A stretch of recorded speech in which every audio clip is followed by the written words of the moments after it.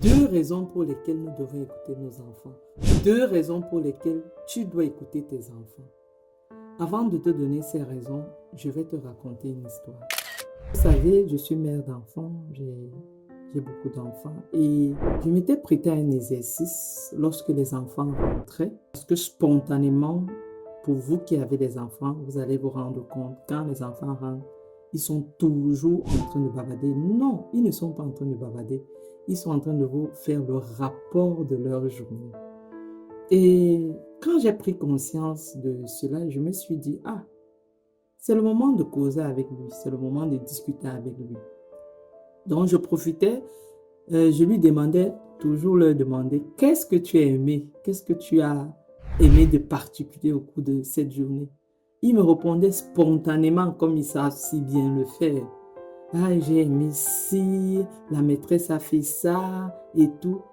Qu'est-ce que vous avez vu? Qu'est-ce que vous avez étudié? Parfois, ils partent même souvent avec la tenue de l'école ou les vêtements de classe. Ils partent même, ils oublient qu'ils ne se sont même pas encore déchaussés. Ils sortent déjà le livre. Ne les étouffez pas, laissez-les faire. Parce qu'ils veulent vous expliquer à l'heure là, ils ont eu des difficultés. Ils ont peut-être répondu facilement aux questions et tout, donc laissez-les faire. Donc, je laissais les enfants faire, je laissais mes enfants faire.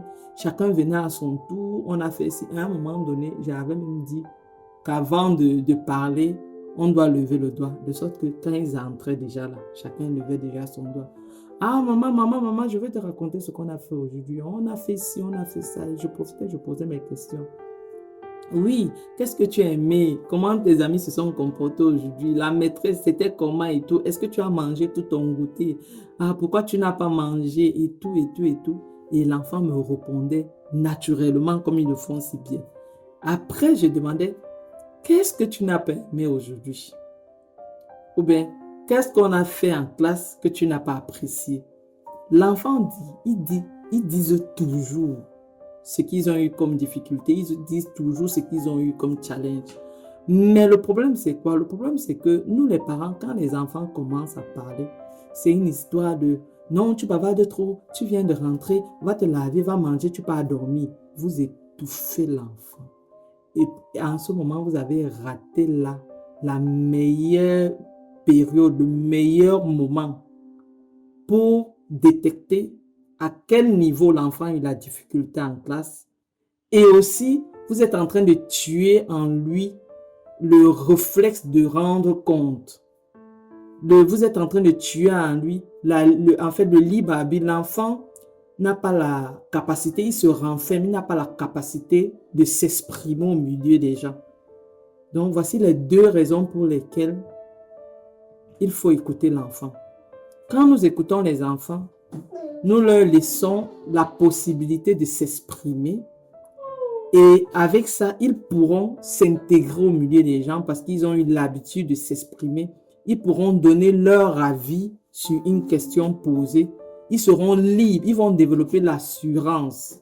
La deuxième chose, c'est que quand vous écoutez les enfants, c'est facile de trouver un moyen de travailler avec lui pour un enfant qui a certaines difficultés ou bien pour un enfant, pour un parent qui veut accompagner l'enfant dans l'apprentissage. C'est facile parce que l'enfant te dit quel a été son challenge au cours de la journée, qu'est-ce qu'il a aimé, ce qu'il n'a pas aimé. Donc, vous voyez que seulement à écouter l'enfant, on gagne beaucoup. On gagne parce qu'on a un enfant qui peut s'affirmer demain dans la société. Il a eu l'habitude de s'exprimer.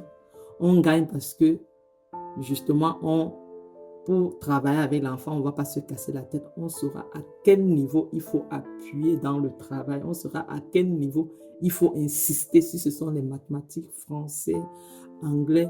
De toutes les façons, on saura par où il faut commencer à travailler avec lui. Après avoir écouté cette vidéo, si tu as les enfants, prête-toi à cet exercice. Prête-toi à cet exercice et viens me faire un commentaire. Viens me faire un commentaire parce que je sais que ça marche. Oui, ça marche. Ça, je peux vous garantir à 100% que cette stratégie marche. Viens me dire en commentaire et qu'on puisse partager aussi ensemble. Merci et à très bientôt.